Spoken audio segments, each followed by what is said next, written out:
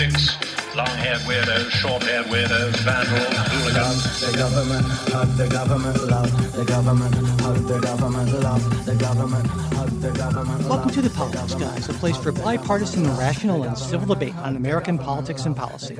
I'm Michael Baranowski, a professor of political science at Northern Kentucky University. I'm joined today by my conservative counterpart, Cleveland area attorney Jay Carson. Good morning, Mike. Hey, Jay, how you doing this morning?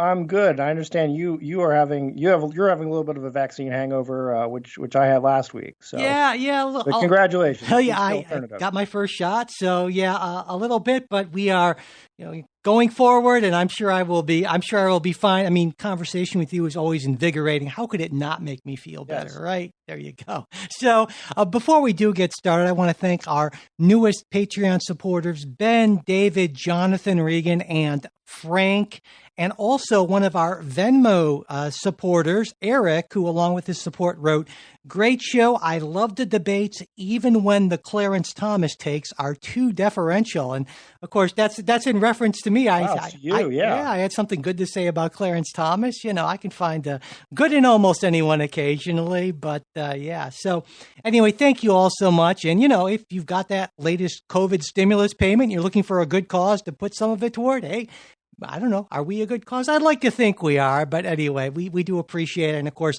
as a supporter, you get that second full-length episode every week, ad-free versions of all our shows and other stuff at different levels. To check it all out, just go to patreon.com/politicsguys. And as always, if finances are an issue, but you would like the extra bonus show, just let me know, mike@politicsguys.com, and I will get you set up.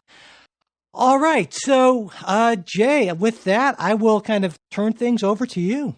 Yeah. So our first story, our first topic today is the border and what's happening there.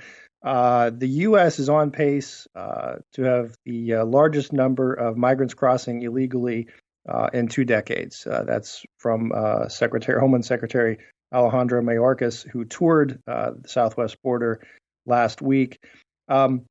There have been calls from Republicans saying this is a crisis. President Biden has studiously avoided the use of the word crisis. And Secretary Mayorkas' statement said the situation at the southern border is difficult.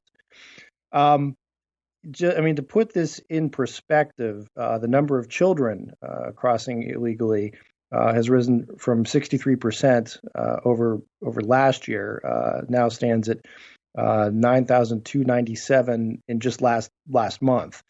Currently there are approximately 14,000 unaccompanied minors who are being held in border facilities. This has raised calls from Republicans that hypocrisy when Vice President, then Senator Kamala Harris called this crimes against humanity. But now we're in this same situation. So Mike, I'm never good at doing the summary stories. I just like to jump in and say, hey, what's going on next? Because I would like your thoughts on the first piece of this is, do you think we have a crisis at the border?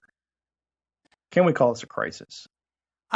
Sure. I think the word crisis fits, and I understand why the administration would want to avoid using that term, but it's easy to play these word games. It certainly is. We can all agree it's a difficult situation. We can all agree it's not what anyone, I don't think, wants. And so crisis is one of those, trigger words, I guess you could say. And certainly Republicans want to call it a crisis of Biden's own making because of his sweeping left wing amnesty plan, as Mitch McConnell puts it. I think if we dial back the rhetoric a little bit, though, there was an interesting comment, I thought, from Brit Hume, of all people, on Twitter. He wrote, "So the White House says stay put, but if you don't and Border Patrol apprehends you, you'll be housed, clothed, fed, and released if you're under 18. And by the way, we're laying the groundwork for providing legal status and a path to citizenship." And I thought, that really sums it up, to me at least. But then the question is, well, how do we interpret this? I actually think that that's the right message. I believe that if Border Patrol apprehends you, you should be housed, clothed, fed, and released if you're under 18. And I also believe that we should be laying the groundwork for providing legal status and a path to citizenship. So, yeah, and I think in a sense, the Biden administration is being disingenuous when they say, well, we didn't expect people to come because we told them not to come. But of course, that message is going to resonate with folks, especially in the wake of, the natural disasters in Guatemala and Honduras. And so this was to be expected. And to me, it's a crisis because we just don't have the infrastructure in place to deal with this sort of thing. And so I see it as a short-term crisis if we have the political will to build up the infrastructure to deal with this sort of situation. What kind of infrastructure were you talking about? I mean, I think there were certainly some people, I can think of one in particular, who would say the best defense against this, to prevent the crisis, to prevent the idea that, listen, if you come here and you are arrested, well, then you've sort of already won, would be perhaps some sort of physical barrier, a big, beautiful one. To the extent if our regulatory system is such that if you're arrested, you're closed, fed, housed, and put on the path to citizenship, what infrastructure is there to prevent illegal immigration? Well, first off, I think it's not if you're arrested, you're provided a path to citizenship, but anyone, I think, who is apprehended by authorities should be housed, clothed, fed, and treated in a decent manner. And some of that isn't happening, right, because we just don't have the capacity.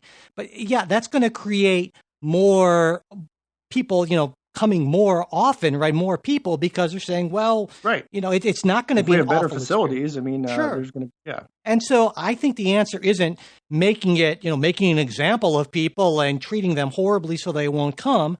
I think we should have more immigration to this country, and I believe we have the capability and the capacity in this country to take in far more immigrants than we currently do. But the problem is we don't have the physical infrastructure and the resources to deal with that sort of thing. And so what I would put the money toward is not toward a big, beautiful wall or anything like that, but actually having the people there, having the facilities there, so that when there are these surges because of natural disasters, because of other things, we're in a position to deal with this and deal with people humanely and in a welcoming way. And as far as I'm concerned, as long as people want to come in and they don't have a criminal record, I don't have a problem with them coming in. Okay. Well, now, so, and we've talked about this over the 5 years we've done this show a bunch of times, and I am a Reaganite, in that I very much believe immigrants are fantastic, because as the phrase Reagan used, they're Americans by choice. Yeah. And I'm a big proponent of expanded legal immigration.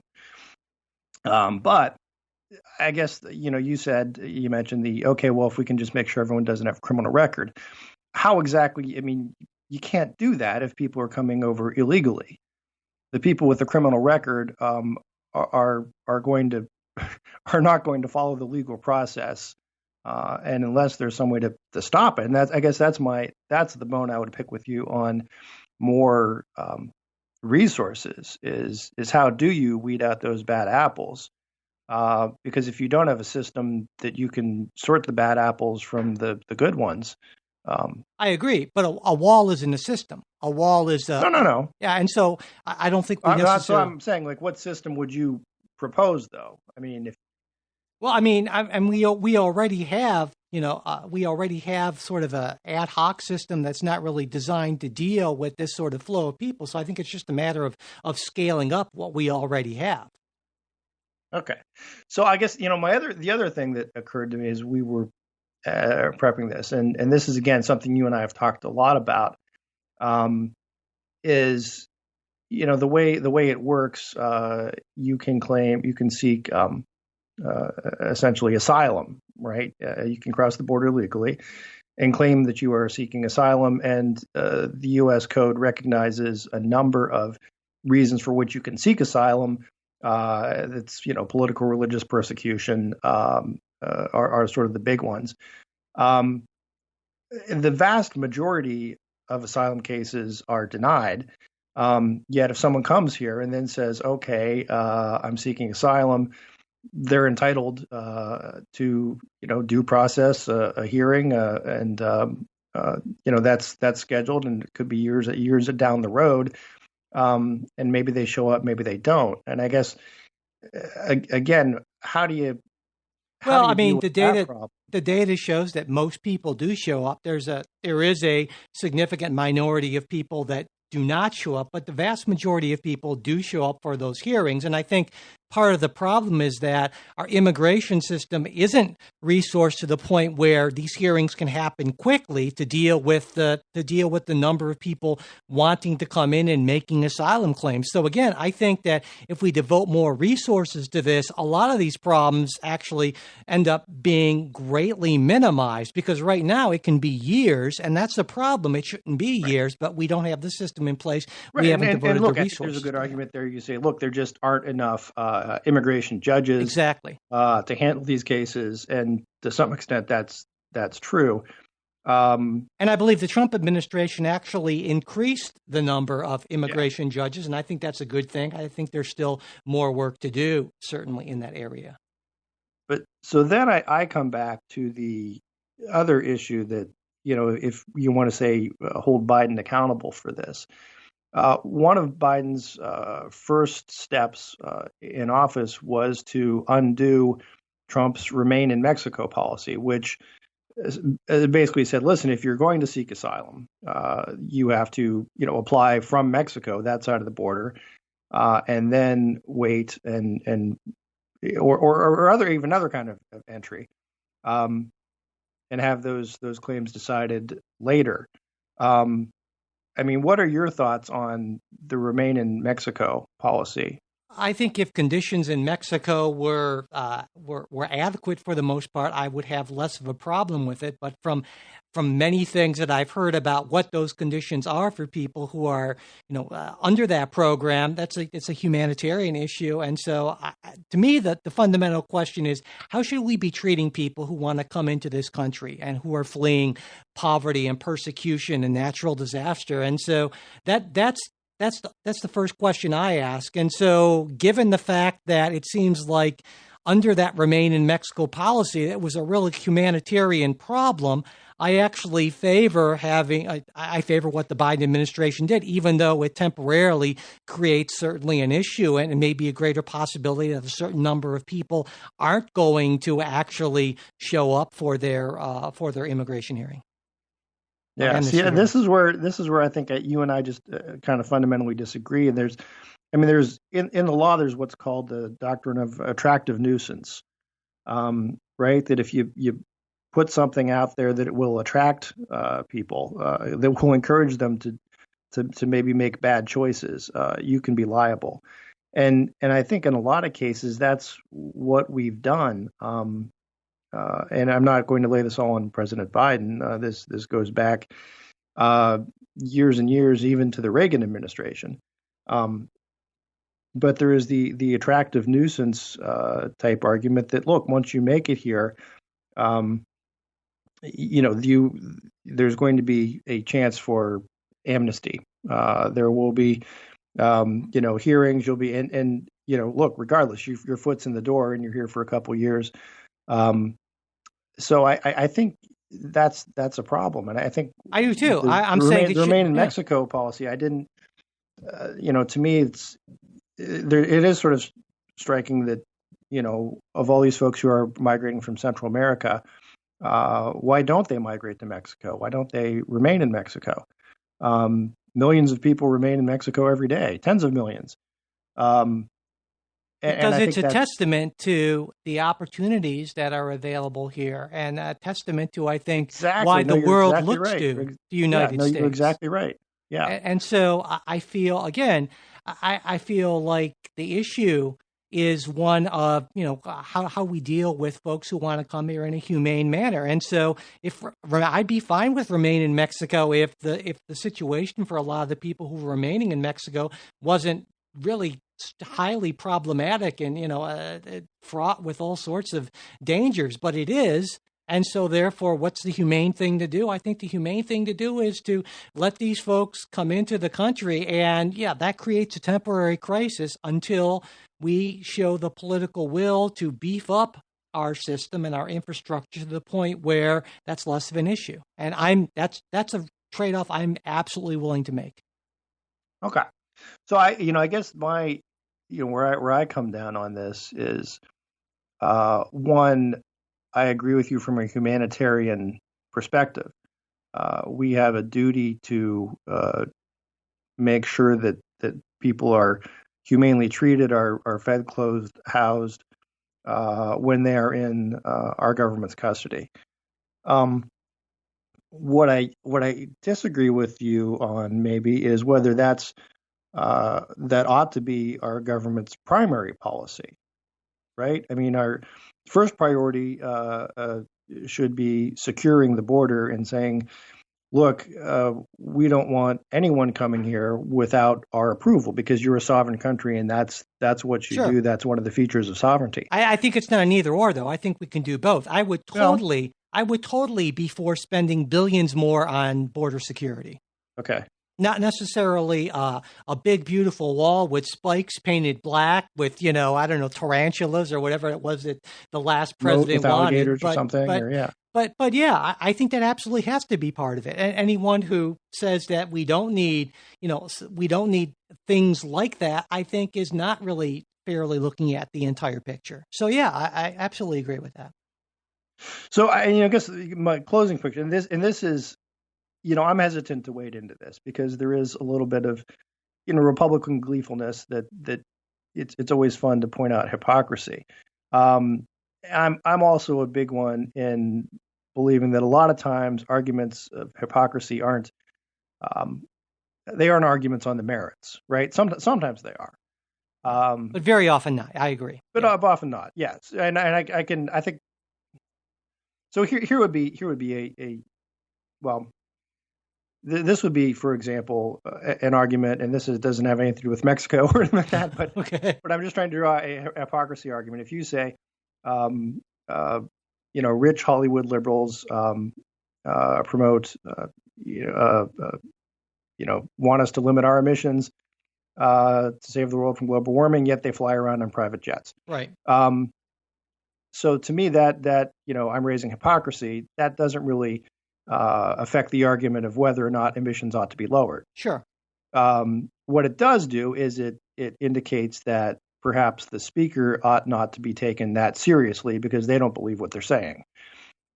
So with that, I don't know that that's I don't know that that's actually the case. I mean, this is many people, for instance, would call themselves Christian and they fall short of the example of Christ, but that doesn't mean that their message should be discounted because they're not even preachers, priests, that sort of thing. We're all sinners, and yet there's an ideal that we shoot for. So absolutely, yeah. So yeah, I mean, I understand what you're saying, but I think that argument, as you said, is often used as a way to kind of divert from the real issue here. Right. So that's I'm putting this preface out there so that I will not be accused of doing that. Got it.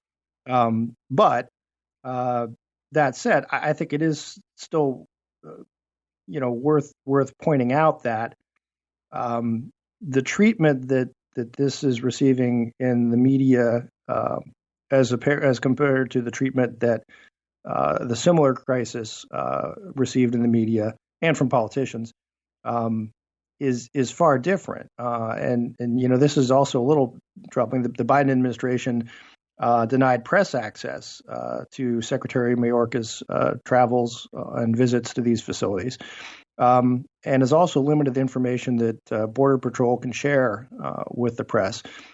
They've cited privacy and COVID-19 concerns for this. But I mean, I guess, do you think Democrats are being hypocritical or undercutting, I guess, their future arguments, right? I mean, this is, again, Vice President Harris had said these were crimes against humanity when they occurred during the Trump administration, referring to detaining unaccompanied minors.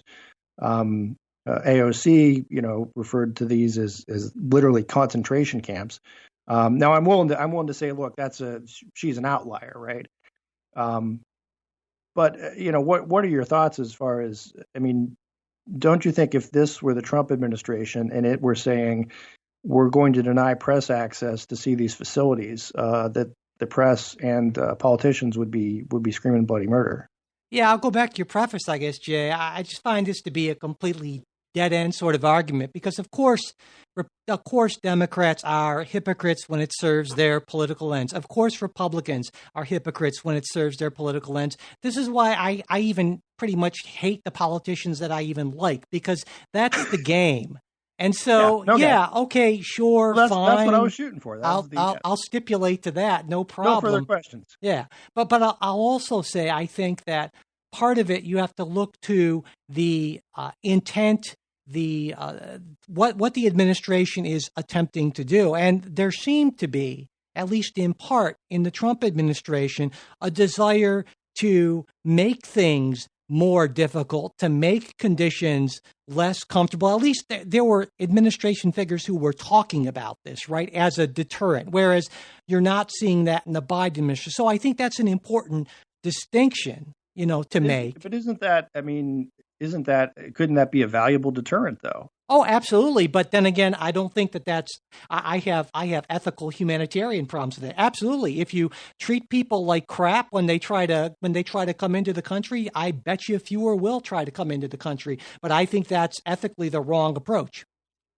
So no, I could, okay, I get, and look, if that's the ethical position, that's the ethical position. So, but in the real politic world, I do think if you send the message that don't come, but if you do, we'll take care of you, everything will be fine, and you may be in a better circumstance than you were before, you have to expect that people will act on that representation. Not hear the first part of the sentence.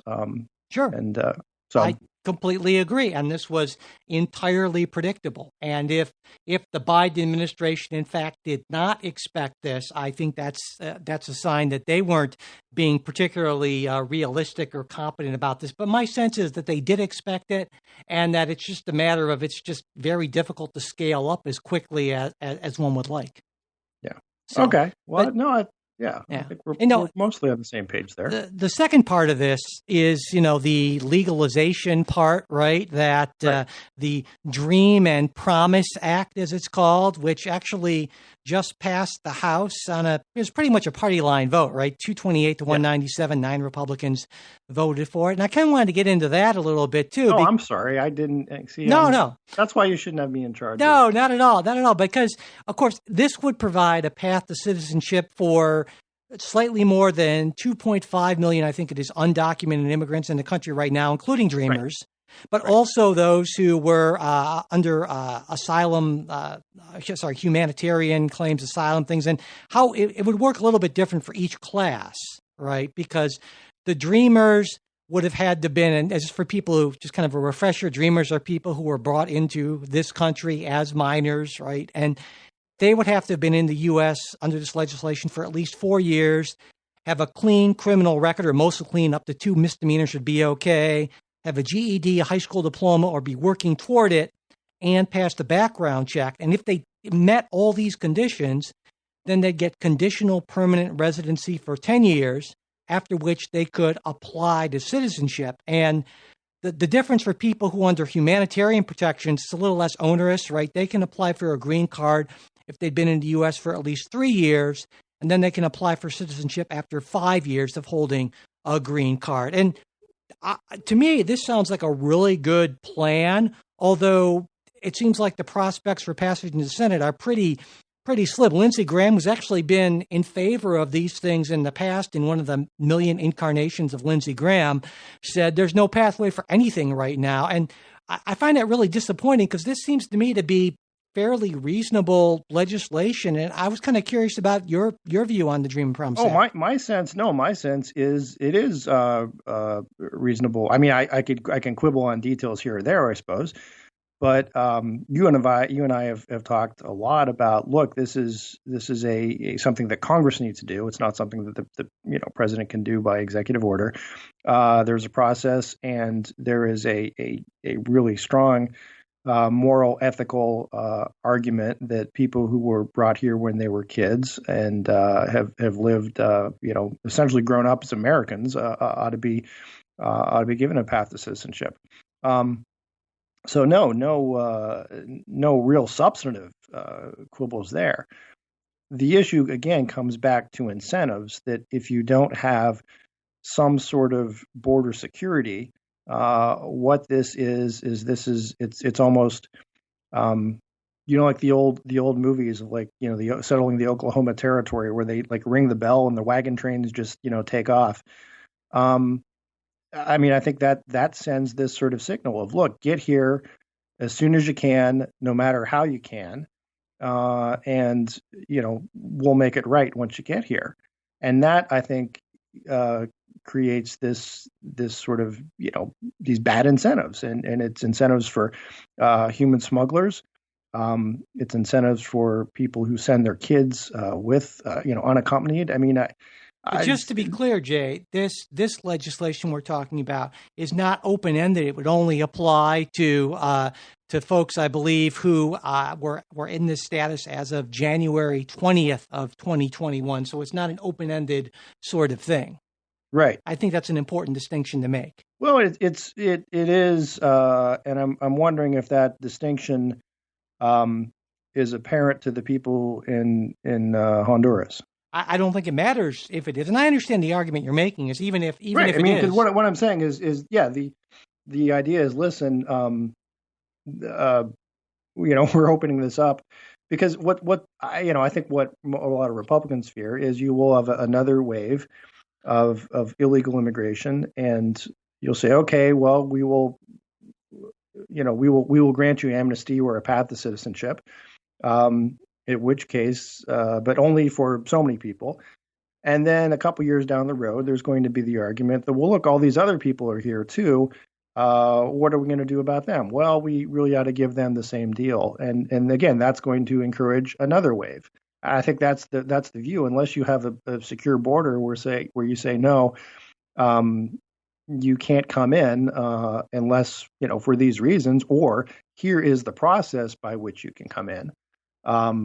You're never going to fix the system. And this was sort of always the Republican ideas is, look, you secure the border first, and then you can do the. Well, that's the problem, right? Because everyone wants the other side to go first on this thing. I think, and I'm sympathetic to that. Certainly. And I would say that a package that would make a lot more sense would be to say, hey, let's spend $10 billion on border security, but let's make it part of this as well and provide a path to citizenship, not just for 2.5 million, but, there's the broader immigration bill that was introduced, I believe, at the end of February that would have a path to citizenship for like 11 and a half, pretty much all the people who are currently in this country illegally. And so let's make a grand bargain. I absolutely would be for something like that. But the problem is everyone, or too many people, are far too interested in fundraising off of this issue and making sure that the other side doesn't have anything they can get. And that's, that to me is the tragedy of this. So one more thing, because we've talked a lot about this, more than what I had expected, but yeah, it's good stuff. Let me go back to my buddy who runs the Thai restaurant out by my office, where I go pretty frequently. And he's a fascinating guy. Again, immigrated from Thailand probably 20-some years ago. He was a huge Trump supporter, particularly on the issue of immigration. And he told me the story about how it took him nearly 10 years to get his wife over from Thailand here. And they followed the processes. They followed the rules. They did what they were supposed to do. He's employed. He owns his own business. He employs other people. It's really good food. This is the kind of person that, this is sort of the American immigrant dream, right? What message does it send to those people who have followed the rules? when the administration says, "Well, okay, now we're gonna change the rules and allow these other folks who didn't follow the rules to essentially get what it took you years and years to get, or even jump in line in front of you." Yeah, well, I mean, we have 11 and a half or so million people who are in this country illegally right now. So that is just a fact. So what are we going to do with these people? We're just going to pretend that they don't exist. I mean, yeah, they came into this country not through the proper way, but I mean, look, there is deportation. So we're going to deport 11 and a half million people. No, I don't. I think that's unfeasible at this point. But if it were feasible, we should. People who've been in this country maybe, 5, 10, 15, 20 plus years. Let's just, because, the important thing is the rules. I would agree to a path to citizenship, but my concern is that I don't think anyone who came here illegally should be able to get ahead of that path with people and that's people who did. That's absolutely reasonable, and I would be right with you there for comprehensive immigration reform, which would greatly increase the number of visas, greatly increase the number of green cards, make it much easier for people to become citizens who go through the process legally, and then make sure that they are in front of the line and that people who are in this country currently illegally are further back in the line but still have a path, and that we devote a lot more resources to border security. I would be absolutely pleased as heck to vote for a package like that. Okay. So there you go. All right. All right. Go ahead. Go ahead. I'm saying before I know we have to move on, but before we do move on to our next story, which I guess also involves immigrants, minority groups, that sort of thing, we do need to take just this quick break, and then we will be right back. Okay, Jay. So our next topic is the Georgia spa shootings that occurred on Tuesday. A 21-year-old man killed 8 people at 3 different Asian spas / massage parlors. We can talk about the verbiage in a bit. He has admitted to the killings. He has told police that he was not motivated by race, but rather by his sex addiction, and that these places were temptations or outlets for his sex addiction that he sought to eliminate. FBI Christopher Wray at this point has also said it doesn't appear to be racially motivated. Nonetheless, this has erupted into President Biden is meeting with Asian American leaders in Georgia. Now, again, it was part of a pre-scheduled trip. He was going to be in Georgia anyway. But there's also been a great discussion of, look, are hate crimes rising against Asian Americans, particularly in the age of COVID? Some estimates show that hate crimes against Asians have increased roughly 150% over the last year or so. Now, again, we can get into those numbers and what they mean and what they don't mean in a little bit. But to me, I'll start with what troubles me right now. I mean, first of all, it troubles me that there are 8 people who were murdered.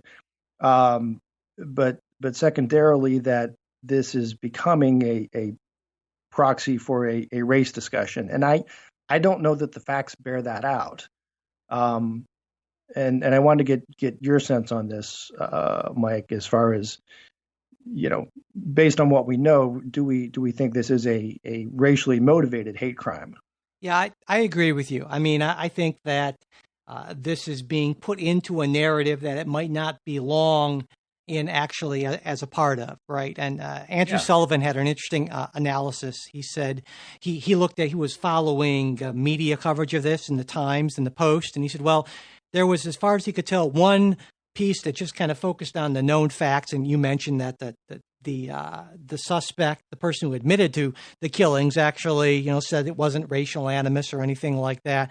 But the Post or the Times ran 9 different stories as part of that kind of Asian hate crime narrative. The Washington Post ran 16 stories. So clearly what's happening here, right, is this is being used as what's sometimes called the term always makes me cringe, a teachable moment, right? Yeah. But I agree that we don't know if that really fits the narrative. And you had that spokesperson from the sheriff's department saying that, well, this guy had a bad day. That was a horrible thing to that's say. Very right? unfortunate verbiage, right? But that, it was about, according to the suspect's own admission, it was about, sex addiction, and he was supposedly religious and trying to end this. And of course, 2 of the people killed were not Asian and that sort of thing. So yeah, I understand what you're saying, and I agree. And I think it's unfortunate that these issues become conflated, because data does seem to suggest that there has been a spike in what's called AAPI, right? Asian Pacific Islander. I forget the exact acronym. In fact, the President Biden had a executive memo at the end of January against Asian Americans' Pacific Islander intolerance. And it makes sense that that's up. I mean, we tend to see this. You go back historically, right? There was a rise in anti-German stuff in World War I and World War II, and anti-Japanese, of course, right? The internment camps and that sort of thing. And, and I think it's fair to say when you have, a former president talking about the China virus and the Kung flu and that sort of thing, that's going to encourage that sort of behavior. But I do believe that is not necessarily connected to this. It might be. We might find out later that it is. But yes, I do agree that there was a rush to include this as part of what seems to be a rise in anti-Asian because it fits violence. the narrative. It fits the narrative that the press wants to put out there, regardless of whether that narrative is really correct. And again, it struck me this is kind of like something out of a Tom Wolfe novel, right? Well,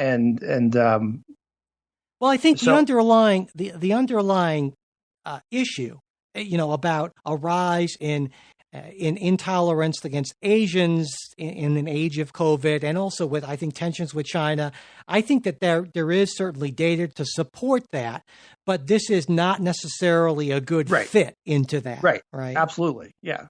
And then there's, So I guess, there's two issues for me. Is first, and one is the trying to shoehorn this into the other narrative, because to me that's really troubling, from a standpoint, because I would think that the press ought to.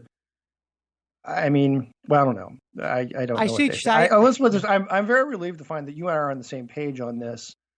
In terms of how we view what this Georgia incident was about, and it troubles me that so much that I've read in the media about no, it really is race, and sort of like we can't believe the killer, and like in some sort of bizarre world he would go out and murder 8 people, admit to it, and then say, then lie about his motives because, look, he'd rather have people think he's a sex addict than racist. That just sort of strains credulity. Yes and no. I think there's a lot of racism and racial animus that goes on that people carry that they're not necessarily even aware of. I'm not saying that is the case here. But I'm saying that a better way to have framed this story would have been to say, well, here was this horrific act of violence. We do not know if it was motivated by racial hatred. There's no clear indication. But the fact is that we do know that we have good evidence to believe that there has been a rise in this. And so this maybe will help us turn our attention to that. And so I think that's a way to frame that without saying, well, clearly this was a hate crime. Maybe it was, maybe it wasn't, but I think it's important not to rush to judgment on that.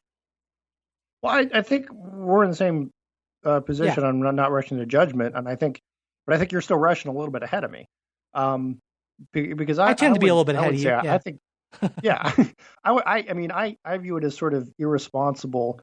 I'm reading all these stories about Asian Americans are afraid to go out. They're afraid, that they're going to be targeted and all this. One of the media is ginning this up, saying, listen, there were 8 people who were killed and it's a hate crime. I mean, do our racial tensions, are they being exacerbated because of this narrative? Yeah, I see what you're saying. Yeah, So there was another study I saw. This was a couple weeks ago regarding perceptions of police violence and unarmed black men killed in police custody.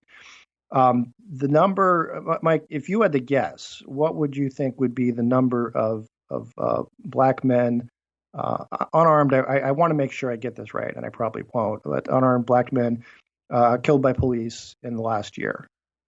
Number of unarmed black men killed by police.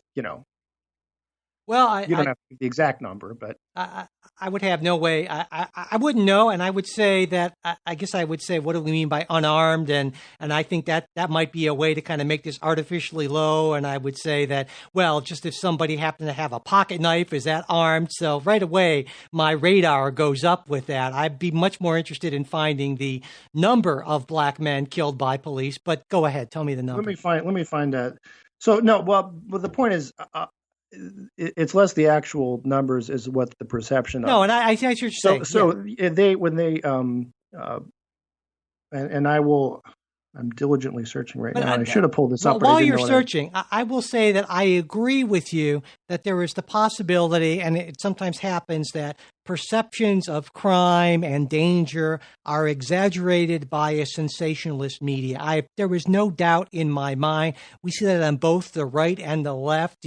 Fear and outrage and anger, they sell like crazy. And so we absolutely see that. But on the other side, I would say that also, I think both sides, rightly so, try to use focusing events to focus attention on issues that are related, even if they're not a perfect fit, or even if they're not a great fit, because it's so hard to kind of get people's attention focused on something that like Asian intolerance against Asians. How do you do that? How do you bring people's attention to that? Well, an event like this can do that, even if the event itself isn't necessarily an example of that, if you see what I mean. Yeah.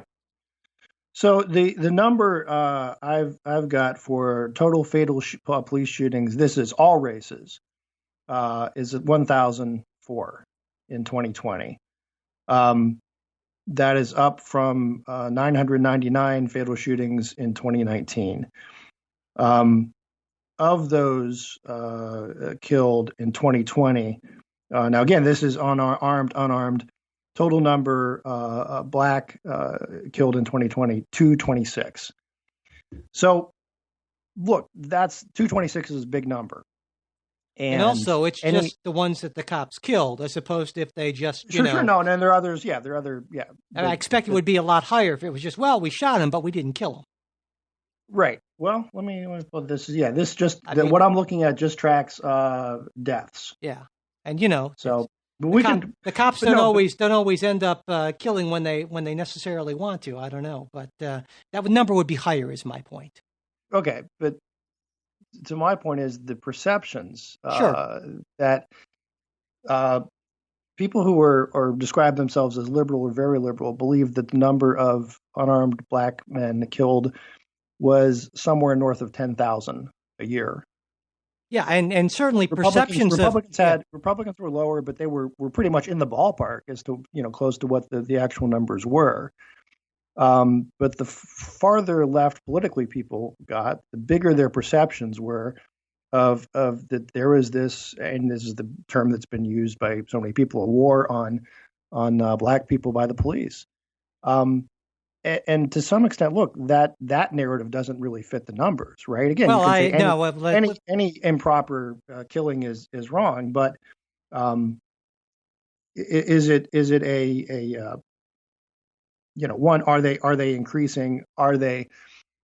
Is this a wave of violence? No, it doesn't appear that way. And we've, I would disagree. These shootings are incredibly rare, all the way around. Yeah, I would disagree with that. I would say you can't just look at one number. I think that the just general lived experience of black Americans dealing with police is very different from that of white Americans. Sure. And so but I take your larger point. Just like you could say, well, if we took a look at the percentage of Republicans who believe that there was massive vote fraud that changed millions of votes and Donald Trump was actually really elected. Well, and then compare that to Democrats and the actual numbers and the facts, yeah, because they're in these filter bubbles of outrage and partisan reinforcement that twist the facts. So absolutely.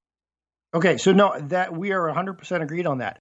The distinction that I see though, is on the one hand, the media is all too willing, and I shouldn't say rightfully so, but to push back on the narrative and say, no, look, this is certainly not the case. There's no evidence that there's this massive vote fraud. But on the other topic, if the narrative is race, they're much more willing to say this is part of a ballooning problem, police racism, structural racism, institutional racism, whatever you want to call it. And I think that exacerbates our racial tensions. And one more thing, I want to jump then also to, we would agree that crimes against Asians have increased, and the number I found in looking is roughly about 150% over the last year. Right. But I think the raw data is important. What I'm found, and if you have different numbers, again, this is, as I understand, tracked by the FBI. Hate crimes against Asians increased from 49 in 2019 to 122 last year. Now that is roughly a 150% increase, but it's also small numbers. Like in LA, the hate crimes increased from 7 to 15. So, there have been articles saying, well, look, this could also just be part of larger, crime increases that we've seen in a lot of big cities in the last year, partially related to COVID. So hate crimes are a distinct thing. Something to say, look, that we ought to be. Is there a wave of violence and crimes against Asians when in a big city with probably one of the biggest Asian populations in the country, those crimes jump from 7 to 15? Well, I think it would be unfair to say that was the number. That was the number of reported hate crimes. There are plenty of acts that, in fact, I would say probably a lot more that go unreported, So, and it's not just about actual crimes, it's about intolerance, as the president's executive memo said. So saying, just the simple act of somebody saying, why don't you go back to your own country, or something like that, that is an act of intolerance, and that should be unacceptable. And it seems like, there's no great way to measure, there's no even good way to measure that, but from everything we know, that is absolutely on the rise. And I would argue that it was almost encouraged by the previous administration. I guess, on the intolerance, is that the government's business, right? How do you legislate? Well, I think you can certainly encourage people to be more tolerant. Well, yeah, right? I think that's a good thing to do. And you could say Trump didn't do near enough on that. Well, he did the reverse. Let's be clear. Yeah. He did the reverse. He encouraged intolerance, I would say, or repeated dog whistles, and sometimes not even dog whistles, right? Joking about the Kung flu and the China virus and so forth. I don't know. I see, again, you see those as being intolerant and attacks on Asian or Chinese people. I think calling it the China flu is perfectly acceptable because, look, that's where it originated. Second of all, the government of China, I think, bears a large part of the responsibility for what the world's been through over the last year. I see it as I see it as dog whistles. It would have been one thing if he had said, if he had called it the China virus and he had made very clear that this had nothing to do with Chinese Americans or people who are from China in this country, and it's the Chinese government. How about this? Can we call it the Xi virus? The Xi virus. Well, I guess that wouldn't have worked, though. Yeah. That wouldn't have worked, though, for Donald Trump. And again, I don't want to make this conversation. I think it would have, yeah. No, not at all, because that wouldn't have worked with the audience that he was that he was that he was attracting his base audience, that audience that feels that, and we'll maybe get into this, maybe not in this show, but in the bonus show, this idea of these white Christian males who feel like their country's being taken from them by these brown and yellow and non-American, non-Christian people, and how dare they, and we'll show them. What if you called it the Red China virus? I just think it would be just the same. I mean, there's no good way to do this. There's no good way to do this without a certain class of people picking up on that and just deciding that if you're a Chinese person, or if you just look Asian, therefore you are less than because of these things that are being said. What about the Spanish flu? Yeah, and that doesn't necessarily. I don't know if there were indications, or if there was increased hate crimes or intolerance against Spanish people in 1918. I'm not aware of that. I don't know if you are. I'm not. That's why I'm just throwing it out there. But I mean, do you? I guess does the offensiveness of the term depend on whether hate crimes follow it? No, it depends on the context. Or is the term offensive in and of itself? It depends on the context, I think, certainly. If it's being used strictly as a descriptor, then I think that's one thing. But I certainly didn't think that the previous administration, or at least the president in particular, just used this as a simple descriptive thing. This virus that happened to emerge from China. No, I mean, that wasn't the story at all from that administration. There is, of course, some international pushback on whether the virus did actually come out of China. Most people tend to agree that it did, except, of course, for the president of China, right? Dictator right. of China. To me, I think there is a good, solid reason to. Again, this is completely off topic from where we started with shootings, but to identify this as having come out of China and being related to China's either failure to contain this in the first place, China's dishonesty with the international community about it in the second place, and perhaps even its own negligence in creating it in the first place. So I think. I don't disagree with any of that. Hear me out.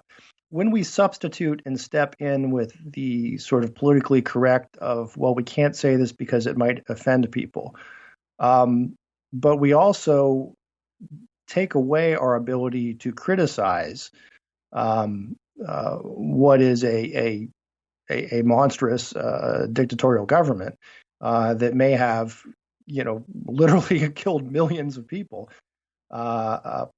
Through its own negligence. I think you're entirely wrong about that, and I think here's why.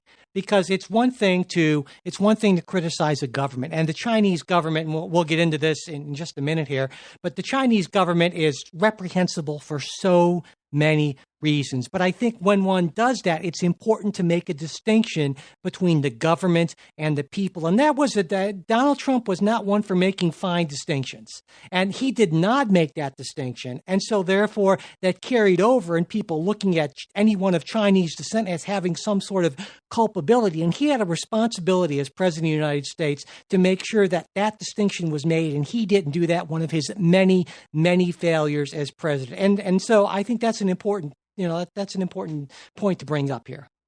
Okay. But all right, finally on this, and because we're really running out of time. I mean, do you see any of this spa shooting? And again, to me, the press coverage is horrific in what it's not saying, and the fact that is in some ways trying to pin this on Trump. Do you see any culpability for Donald Trump in these shootings? Well, no, of course not. I mean, okay, well, good. All right. I mean, unless it comes out that the shooter said, well, that it was motivated by racial animus and there could be some link. But no, I mean, Donald Trump's not responsible for these shootings. Of course not. So, and I know this is kind of a nice segue. Before we get into our what will be our last story about actually the U.S., more specifically about the U.S. and China, we're just going to take one more quick break, and we will be right back. Okay, Jay. So we are back. So yeah, our final story, and again, everything's kind of flowed right one to the other pretty seamlessly today. Yep. High-level talks between the Biden administration and Beijing veered into acrimony recently. There was a 2-day meeting in Alaska on Thursday and Friday of last week, which covered an array of issues relating to China's clampdown on Hong Kong, repression of I can't say the name, the Muslims in Uyghurs, Xinjiang, Uyghurs province, and also other just general trade of the others. So anyway, what it looks like is the China and the Biden administration are off to a little bit of a rocky start. The Chinese representative said that China will unswervingly defend its national sovereignty, security, and development interests. China's development and strengthening is unstoppable. But so the Biden administration has since rallied support among allies in Asia and imposed sanctions on certain senior Chinese legislators. That was part of the issues, and again, cyber attacks, another issue. I mean, this could be a whole story in and of itself. But I will give Joe Biden credit where credit's due. I think it is good that we are taking a tough line on China. I hope it continues. I hope it gets tougher. Yeah, certainly the Trump administration took a tough line on China economically. They were a lot less comfortable doing so for human rights and democracy abuse. Not that there's democracy in China anyway, but those sanctions, of course, were on the officials. Well, democracy abuse in Hong Kong. Yeah, exactly. And that was what the sanctions were about. So, I think, the Chinese, of course, are not going to say, yes, we are a totalitarian state, a dictatorship. And what are they going to say? So they're going to say, well, Black Lives Matter, you guys have your own problems. And I think Secretary of State Blinken had exactly the right response, saying, yeah, we have our problems, but we face our problems. We are open about our problems. We don't ignore them or bury them, or certainly, if we do, not nearly to the extent that China does. And, I agree with you. I think that there should be consequences, that there should be an increased push against China on their human rights abuses and democracy. But of course, that's problematic because if China isn't unstoppable, certainly you track China's economic growth and the U.S. economic growth, and it's they're the most formidable rival that the United States has ever had. Although to some extent they may be faking the numbers on that too. But let's say yes, it is significant.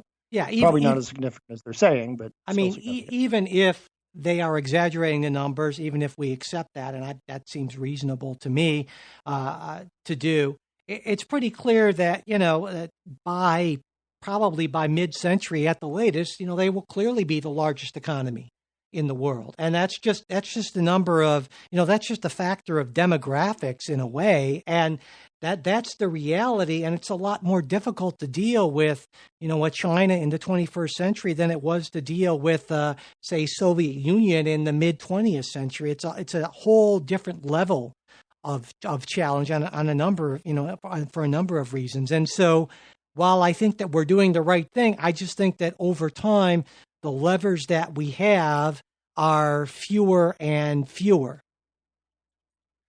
Yeah, I mean, there's something to that, although there's, China depends a great deal on U.S. trade, and I think, again, if push comes to shove, we can take even tougher positions. Now, the problem is that there is a backlash in that when we do that inflicts some pain on people here at home as well, perhaps even significant pain.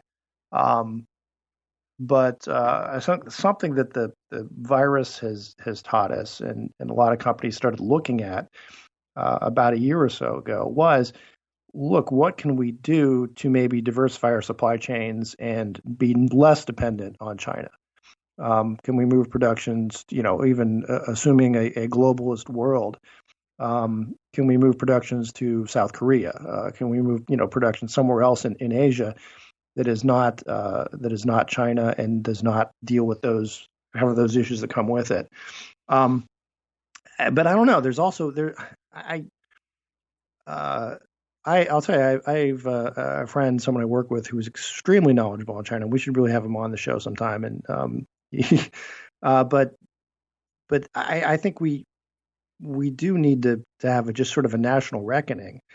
And I think we're getting there, right? That the policy that look, I thought was a good policy 20 years ago, 30 years ago, that of engaging, right? That the theory always was, look, as more openness, as more capitalism, as more interaction flows with communist countries, the more that communist system sort of starts to deteriorate and collapse, and people will ultimately choose freedom, and because that's what happened in Eastern Europe. But this seems to be a different situation, or maybe it just needs to play out longer. I don't know, right? Obviously, back in the 1950s, there was probably the sense that the Soviet Union was unstoppable and was on the rise, and Khrushchev said that he was going to bury us, and so forth. And that did not come to pass. I mean, the system eventually collapsed under its own weight. And I guess the question is that lesson of history going to hold true for China as well? I think it's a lot less. We sort of thought it was 20, 30 years ago, but it hasn't played out that way yet. Yeah, I think it's a lot less likely to. China's in a much stronger position economically than the old Soviet Union ever was, and so yeah.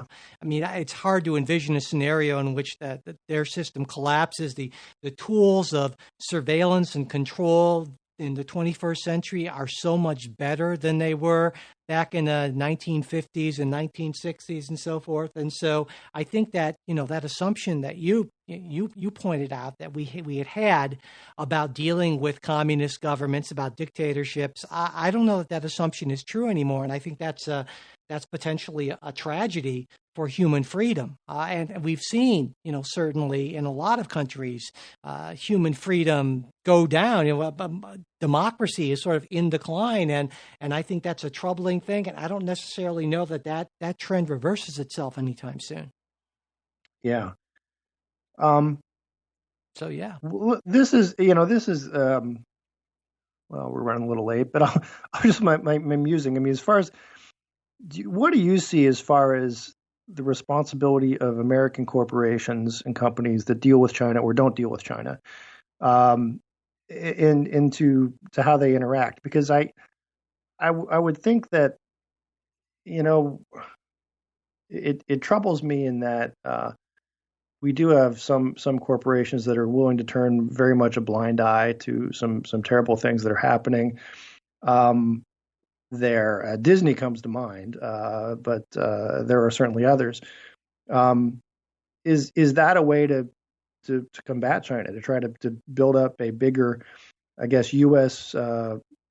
Corporate patriotism, right? If we're waiting for corporate responsibility or corporate patriotism to do anything, we're going to be waiting forever. I think that's ridiculous. I think what we need to do, if we're serious about this, is that corporations they've made it clear they're responsible to their shareholders, and they're going to go where the labor prices, where the costs of production are the lowest. And if that means that 13-year-old kids are working, 16-hour days, well, that's okay as long as they're not legally prevented from that and it doesn't hurt their bottom line. So if we're serious about this, we have trade deals, we have legislation, we have restrictions that make it impossible for countries to do that. And ideally, we do that multilaterally. And, one of the things I think I think was a good thing that came out of the Trump administration was, for instance, renegotiation of NAFTA to make fairer conditions. And so I think we need to do that on a broader level. I think we need to do that in a multinational way to stand up for the democracies of the world, to stand up against the sort of exploitation and sort of repression that happens in China. I would love to see that happen. So my thing, and this is just a little, U.S. companies have recently become so woke as to how they handle events in the West. But the Chinese government recently approved a school textbook that basically says that homosexuality is an aberration. It is a form of a disease. This went through their official court processes and censors and so forth. Obviously, if a state were to do that, you would have corporate boycotts right and left. Yet we don't necessarily see that. The greatest thing I saw was a National Review, and I forget who wrote it, but they sort of described the whole event and what the Chinese government ruled on this textbook relating to homosexuality. Then the next sentence was, "Your move, Disney." I really think that, if these corporations really want to express their wokeness, their commitment to human rights, that there's a platform to now do that, or that it's weird that Americans don't start demanding that we not do business with this regime. That's because most Americans don't care about it. They want their everyday low prices, and they don't want to think about what that means and what that's supporting. I mean, come on, people. There's this surface level commitment for a lot of Americans to individual rights and equality and that. But the real commitment here is to the almighty dollar, to worship at the altar of mammon, and that's our state religion these days, and that's we should be honest about that. All right. Well, on that note, there were a lot of things we didn't get to that we will get to in our bonus show. Like, for instance, something that really caught my eye, our own state, Jay, Ohio, suing the administration over the COVID money, actually. And this doesn't just involve Ohio. There are a bunch of Republicans in Congress and a bunch of Republican attorney generals. There'll be other states that join in. Exactly. And also we want to get into maybe talking about the culture wars and cancel culture, something I'm looking forward to talking with you about. I don't know how much we're going to get into Mr. Potato Head and Dr. Seuss, but we'll see. And also something that you and I talked about a little bit earlier this week, kind of off air, about meritocracy, sort of the perils, I guess you could say, of meritocracy. Yeah. So all of that will be in your feed if you are a supporter midweek. And if you're not, and you'd be interested in becoming a supporter, just go to patreon.com/politicsguys. We'd also appreciate if you could subscribe to the show, leave ratings and reviews, and especially if you could share episodes on social media. That helps us out a lot. And if you got just a question, comment, want to get in touch with us for any reason, it's mail@politicsguys.com. We're also on Facebook and Twitter, and you'll find links in our show notes. Special thanks to our executive producers, Bruce Johnson, Wilma Moreno, Andra Masker, Daniel Toe, Chris Wilkerson, and Nathan Sosnowski. We'll be back with a new show next week. We hope you'll join us.